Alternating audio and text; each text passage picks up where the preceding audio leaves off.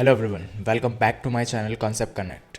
So we'll continue to learn about chemical engineering with the basics and with the advanced designing. So today's our topic is drying, which is the most important operation in the chemical industry. Basically drying क्या रहता है? Drying that means removal of the moisture from the solid or solid-like material, that is jelly material, slurry material, and it is by evaporation. If we'll talk about the chemical industry जहाँ पे solid material का manufacturing होता है, so of course जो final material आता है वो packaging में होता है, पैकेट में होता है, बट पैकेजिंग के पहले एक आखिरी ऑपरेशन होता है, वो ड्राइंग ऑपरेशन होता है. और drying operation generally it is been followed by first crystallization होता है. क्रिस्टलाइजेशन से हमें क्रिस्टल मिलता है, तो क्रिस्टल में थोड़े अमाउंट में मॉइस्चर रहता है तो उसको हमें निकालना पड़ता है, उसके लिए ड्राइंग ज़रूरी है.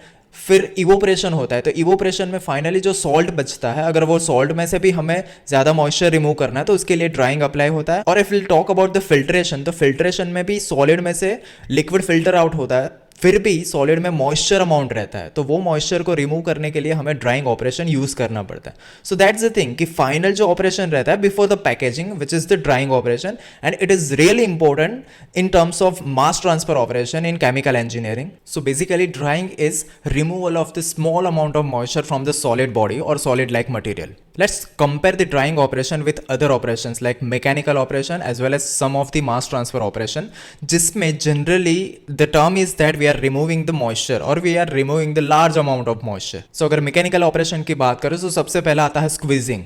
Let's take one of the example कि हमारे पास जो हमारे कपड़े रहते हैं वो बहुत ज़्यादा गीले हैं, तो अगर मैं उसको स्क्वीज़ करता हूँ तो ultimately what I am doing, मैं मॉइस्चर रिमूव कर रहा हूँ, लिक्विड रिमूव कर रहा हूँ, but that is in the large amount and by mechanical means. So that's why it is mechanical operation. And one example I just discussed, that filtration that means we are removing the liquid from the solid material that is in the large amount by using certain amount of cloth. Okay, so that is the filtration. And in the mass transfer operation, the first operation which is the dehumidification.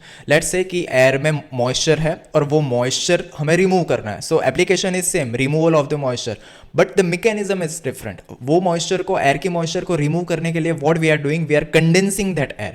So by means of that condensation, this moisture will be get condensed. So this is how we are removing the moisture in dehumidification. Then other operation which is adsorption. So what we are doing in adsorption, that we are keeping certain amount of adsorbent.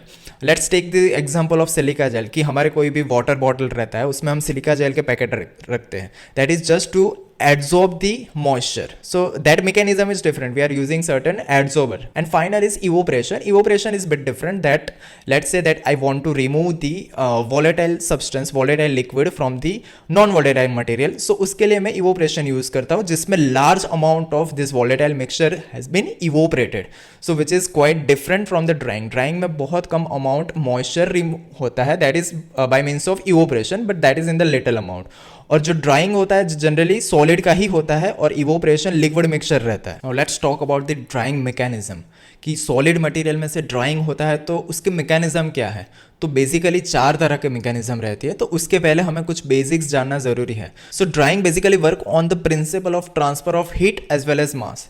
Heat that means कि हम hot air जो रहती है वो solid के contact में लाता है तो वो एक हीट ट्रांसफर हो गया और मॉइस्चर रिमूव होकर इवोपरेट होते हैं, that is the mass transfer. So दोनों हीट और मास ट्रांसफर इक्वली इंपॉर्टेंट है ड्राइंग के लिए. सो ड्राइंग बेसिकली कैसे होती है कि हमारे पास एक सॉलिड सब्सटेंस है जो जनरली वेट है. वेट है दैट मीन्स उसमें थोड़ी अमाउंट में मॉइस्चर है जिसको हमें रिमूव करना है. तो हम क्या करते हैं, वो जो वेट सॉलिड रहता है उसके ऊपर से हम हॉट एयर पास करते हैं और हॉट गैस पास करते हैं. सो सबसे पहले क्या होगा, हमें पता है कि एयर सॉलिड के कांटेक्ट में आएगी तो उसके टॉप सरफेस को वो टच करेगी, तो जो भी सरफेस का मॉइस्चर है वो पहले रिमूव हो जाएगा.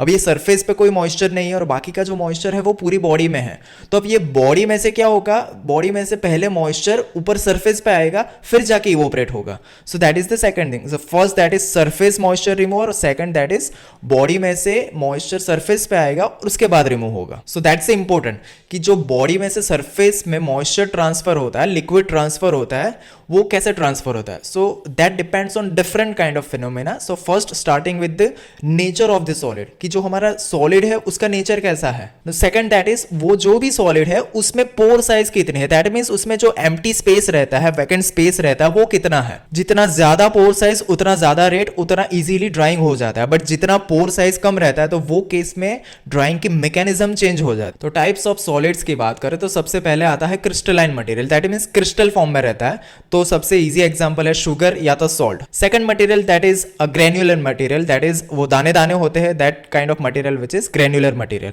और उसके जैसे एक बीड्स रहते हैं, beads that is again kind of circular, but generally जो पॉलीमर की बीड्स रहती है वो टाइप के मटेरियल रहते हैं। फिर पूरी शीट्स रहती है जिसमें से हमें मॉइस्चर निकालना होता है। Then we have powder material, powder में से हम कैसे मॉइस्चर निकाल सकते हैं। Then we have jelly kind of material जिसमें से पोर बिल्कुल भी नहीं होता, तो उसमें से हम ड्राइंग कैसे करते हैं। So that's the thing, we have different kind of structure of solid material, और उसमें से हमें ड्राइंग कैसे करना है, तो उसके लिए हमें ड्राइंग की मैकेनिज्म जानना जरूरी है। जैसे कि अभी मैंने आपको 2 स्टेप्स बताया, सबसे पहले सरफेस से मॉइस्चर रिमूव होता है, फिर क्या होता है इनसाइड बॉडी में जो भी मॉइस्चर है वो अंदर से सरफेस पे आता है, फिर जाके रिमूव होता है। तो ये जो स्टेप्स है उसके बेस पे हमारे पास 4 ड्राइंग मैकेनिज्म है। So first mechanism that is transport of the moisture from the bulk to the surface by the capillary force. Capillary force that means one a kind of straight empty space.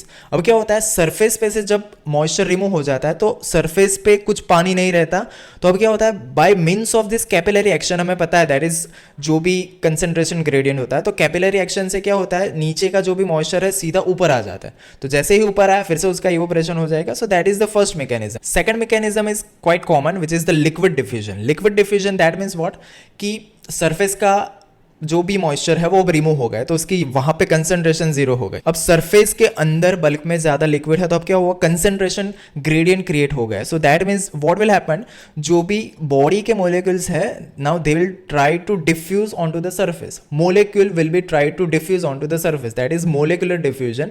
So that liquid will diffuse through the body to the surface. So that's the second mechanism. Now third one which is the pressure induced transport. अब उसमें क्या होता है, जैसे ही कुछ material ऐसे रहता है कि जो सरफेस पे से अगर हमने मॉइस्चर रिमूव कर दिया तो वो थोड़े श्रिंक हो जाते हैं, तो जैसे ही श्रिंक होते हैं तो अंदर का जो भी मॉइस्चर है तो श्रिंक की वजह से प्रेशर उस पर आता है और तुरंत ही मॉइस्चर बाहर निकल जाता है, प्रेशर उस पर अप्लाई हो जाता है क्योंकि श्रिंक होता है material. So that's the third mechanism, pressure induced transport. And fourth mechanism is the vapour diffusion. Vapour diffusion that means what, that surface पे से हमारा मॉइस्चर जब निकल जाता है, और जो केस में कैपिलरी होती है पोर साइज भी होती है, बट अंदर जो भी मॉइस्चर है वो थोड़े कम अमाउंट में है। So what is happening that कि वो बॉडी में से सरफेस पे आ नहीं सकते। So in that case this hot air will go inside this pore, और पोर के अंदर जाएंगे और वहां पे जो भी कम अमाउंट में लिक्विड होगा उसको तुरंत वेपराइज कर देंगे, तो वो वेपर फॉर्म से ही बाहर निकल जाएगा, तो बॉडी में से वेपराइज होकर बाहर निकल जाएगा। That's why it is called the vapour diffusion.